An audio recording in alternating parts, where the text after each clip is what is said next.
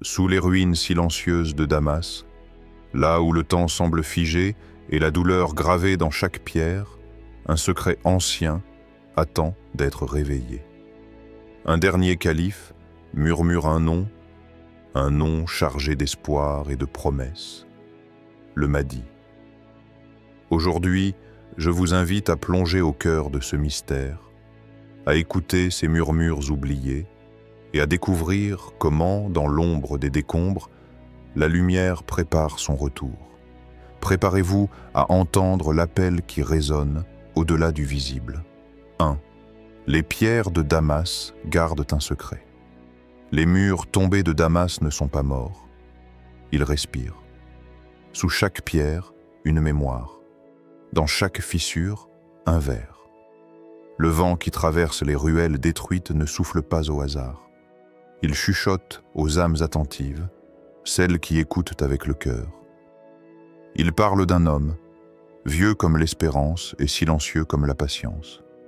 Il l'appelle Dan, le dernier calife de l'ombre. Il n'a pas d'armée, il n'a pas de titre, il n'a même pas de nom connu. Mais son pas est lourd de secrets, et ses yeux portent des millénaires d'invocations. Il marche la nuit, seul entre les colonnes effondrées et les minarets ébréchés. Le sol craque sous ses pieds, non pas de peur, mais de reconnaissance. Car les pierres le connaissent, les pierres savent. Il est celui qu'on ne nomme qu'en pleurant. Certains disent qu'il dort dans une pièce sans toit, là où le ciel est son plafond et la terre brûlée son lit. D'autres affirment qu'il ne dort jamais, qu'il veille jusqu'à Fajr, jusqu'à ce que les premières lueurs percent les cendres. Et qu'alors, agenouillé dans la poussière, il murmure doucement « Ô Mahdi, ton heure approche, entends les cris du peuple, entends les soupirs de ceux qu'on a oubliés, marche vers la lumière, car l'ombre est pleine d'âmes prêtes à te suivre. » Un enfant des quartiers rasés de Damas raconte. Il avait perdu ses parents. Il errait près d'une mosquée détruite, celle que les bombes avaient tranchée en deux. Il y avait là un minaret à moitié effondré. Et dans l'ombre, un homme vêtu de blanc. Pas blanc comme le linge propre, mais blanc comme la lumière du matin après une nuit de larmes. L'homme priait, sans mots. Ses mains tremblaient, mais son visage rayonnait d'une sérénité que l'enfant n'avait jamais vue. Et au moment où il se releva, il regarda le garçon droit dans les yeux, posa une main sur son cœur et dit « Le dernier qui pleurera pour cette Oumma n'a pas encore versé ses larmes. Le Mahdi les attend tous. » Puis il disparut dans l'ombre, comme s'il n'avait jamais été là. Ce témoignage, l'enfant l'a répété des années plus tard à un homme de foi. Et celui-ci répondit « Tu n'as pas vu un homme, mon fils, tu as vu un témoin. » Certains érudits disent que ce dernier calife ne vient pas du monde extérieur, mais du monde intérieur, qu'il est la manifestation de la conscience éveillée, celle qui pleure encore pour les opprimés, celle qui ne s'endort pas dans l'insouciance alors que la Syrie saigne encore. Il n'est pas là pour diriger, il est là pour rappeler.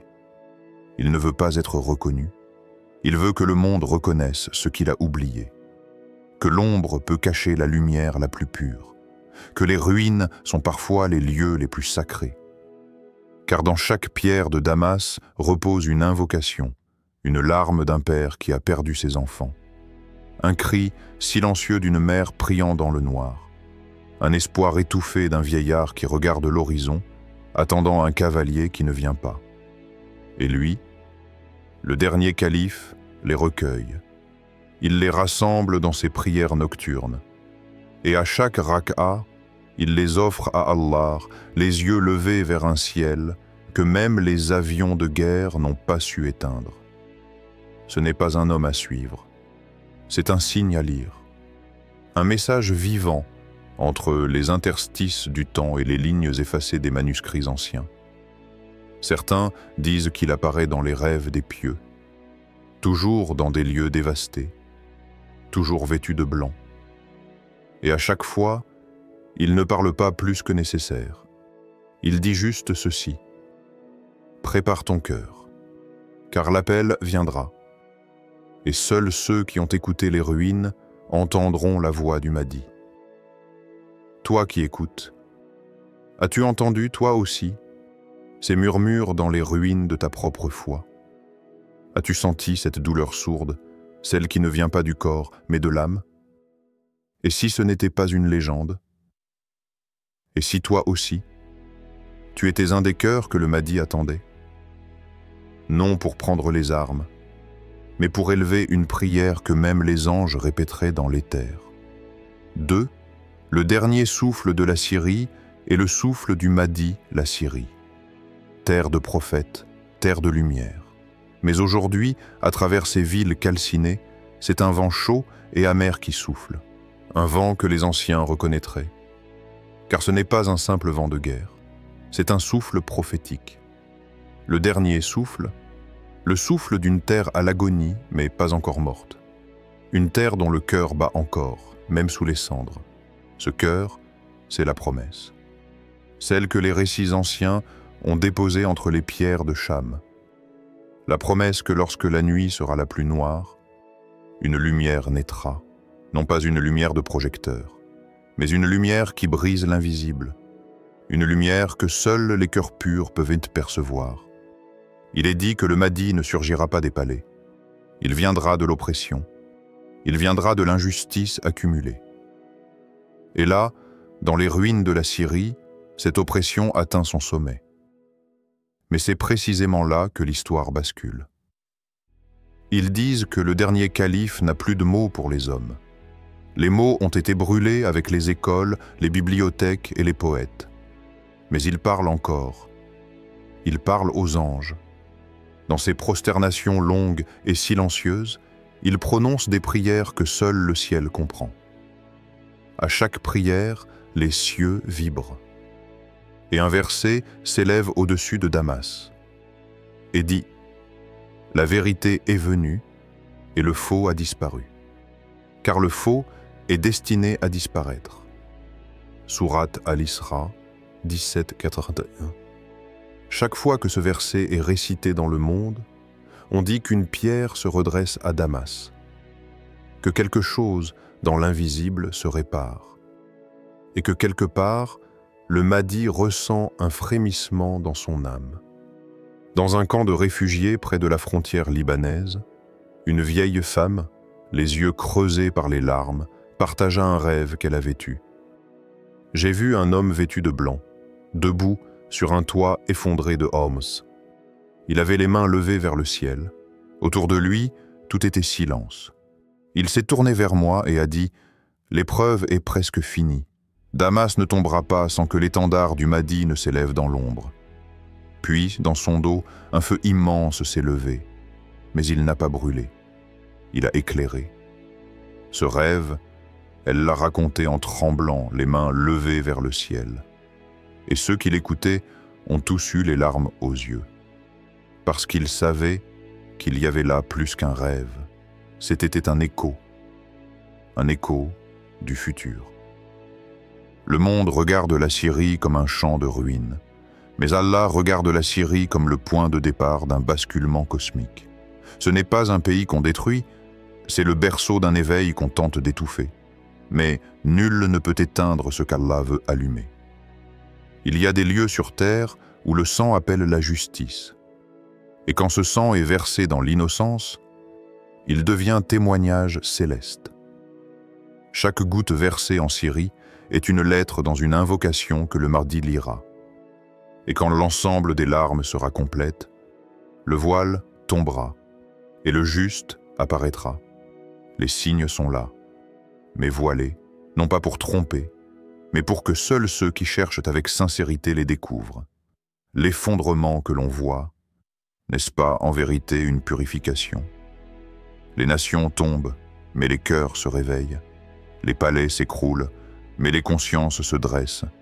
Et dans ce fracas mondial, le dernier souffle de la Syrie n'est pas un adieu, c'est un appel. Un appel aux âmes éveillées.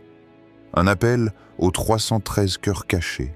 Un appel aux justes à se préparer, non pas en s'armant, mais en purifiant leur intention.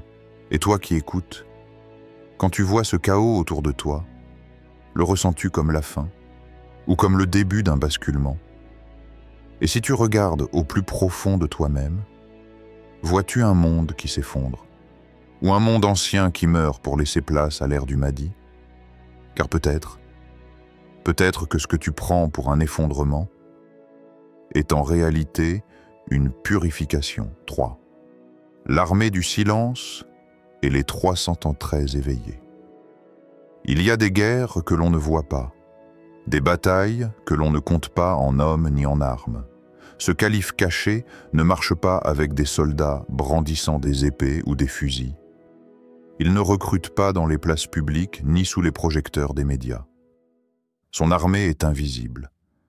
Elle est faite d'âmes éveillées, d'êtres choisis par le silence, par l'intuition, par l'appel profond de la vérité. Ces guerriers ne se reconnaissent pas entre eux, mais ils partagent une même lumière intérieure. On les appelle les 313 éveillés. 313 cœurs dispersés sur la surface du globe, réunis non pas par la proximité des corps, mais par la proximité des esprits. Parmi eux, certains sont bergers, élevant humblement leurs troupeaux au sommet des montagnes. D'autres sont scientifiques, plongés dans les mystères de la nature et les équations des étoiles. Certains marchent dans les rues glacées d'Occident, d'autres errent dans les camps poussiéreux des réfugiés, où la survie est un combat quotidien. Mais tous ont reçu le même appel, souvent dans la plus grande solitude, dans l'intimité de leurs rêves. Une nuit, ils ont vu un homme, son visage voilé d'une lumière que nul œil mortel ne peut soutenir. Cet homme ne parlait pas avec des mots simples. Son message traversait les âmes, au-delà du temps et de l'espace. Viens, l'heure approche, prépare ton âme avant ton épée. C'est un appel à la préparation intérieure, une invitation à se purifier, à transcender les peurs et les doutes, à s'armer d'une foi inébranlable. L'épée ici n'est pas seulement un outil de guerre physique. Elle symbolise la force spirituelle, la discipline, le courage de changer, de se sacrifier pour la vérité. Histoire inspirée. Un jeune converti en France, loin des tumultes du Moyen-Orient, ne parlait pas l'arabe et connaissait peu des prophéties anciennes. Pourtant, une nuit, il fit un rêve étrange. Il se tenait au milieu d'une plaine désertique sous un ciel étoilé, où le silence était profond comme une mer sans fond. Un homme apparut, voilé de lumière, et l'appela doucement. Les cendres de Damas couvriront la première marche. Tu es l'un de ceux qui doivent porter la torche. À son réveil, il pleurait sans pouvoir expliquer la source de ses larmes. Cette vision lui avait révélé une mission dont il ignorait l'existence. Il comprit que sa place dans cette armée invisible ne dépendait pas de ses origines, ni de sa langue, mais d'une connexion secrète entre son cœur et l'appel du Mahdi. Cette armée silencieuse est partout, cachée dans les détails de la vie ordinaire. Elle ne demande pas de reconnaissance ni de gloire. Elle sait que son combat se livre dans l'ombre, dans le secret des prières, dans les choix difficiles du quotidien. Chaque veilleur de cette armée porte en lui une lumière fragile mais puissante. Comme une flamme vacillante dans la nuit, elle résiste au vent contraire. Et pourtant, cette flamme est la seule arme capable d'éclairer les ténèbres qui enveloppent ce monde. Et toi, spectateur, si demain tu découvrais que tu fais partie de ces 313 éveillés, que dirais-tu? Aurais-tu le courage de répondre à cet appel qui demande parfois de quitter ta zone de confort? D'abandonner les chaînes de l'ignorance, de la peur et de la passivité?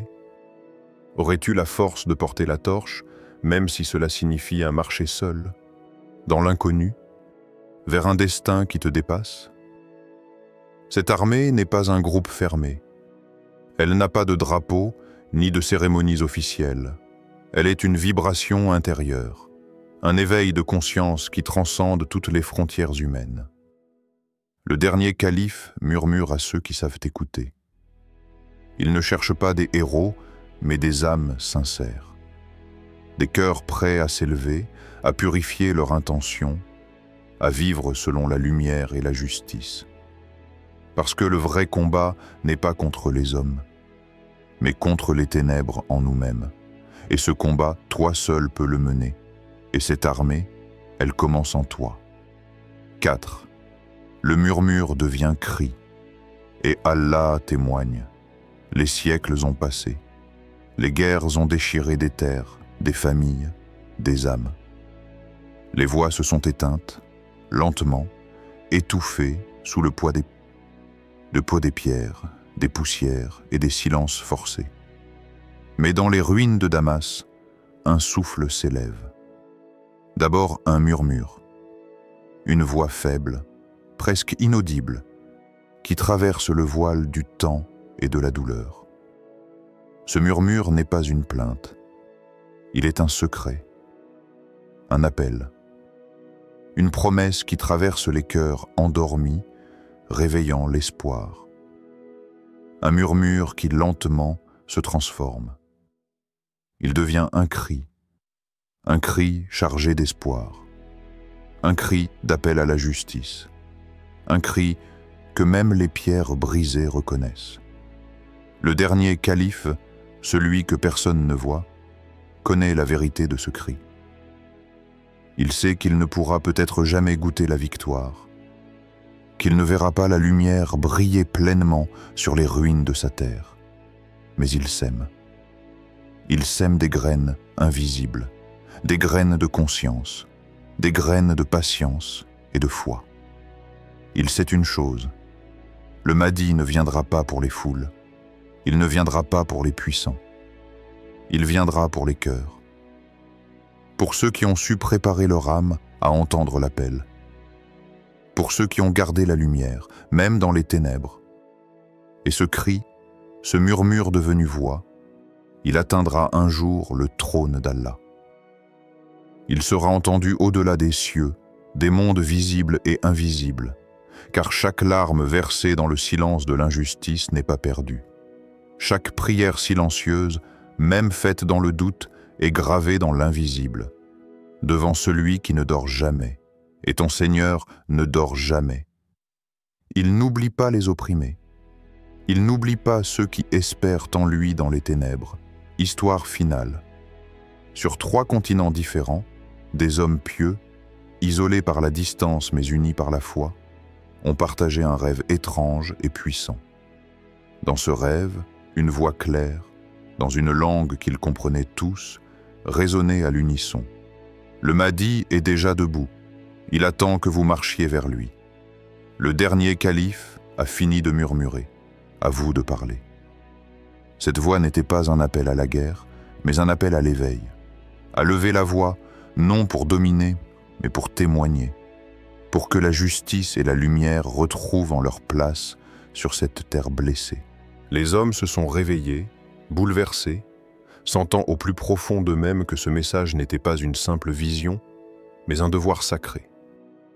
Et toi, spectateur, dans le silence de cette nuit, es-tu prêt à élever ta voix? Prêt à être entendu dans les cieux, même si la terre t'ignore encore? Prêt à porter ce cri d'espoir et de justice, même si personne autour de toi ne l'entend? Car parfois, le véritable courage est d'être une voix dans le désert, une lumière dans l'obscurité. La prophétie n'est pas un simple récit du passé, elle est une invitation à se lever, à parler, à agir, à devenir ce souffle, ce cri, cette lumière. Car lorsque le murmure devient cri, rien ne peut le réduire au silence. Et Allah, le Tout-Puissant, témoigne de chaque parole, de chaque larme, de chaque prière.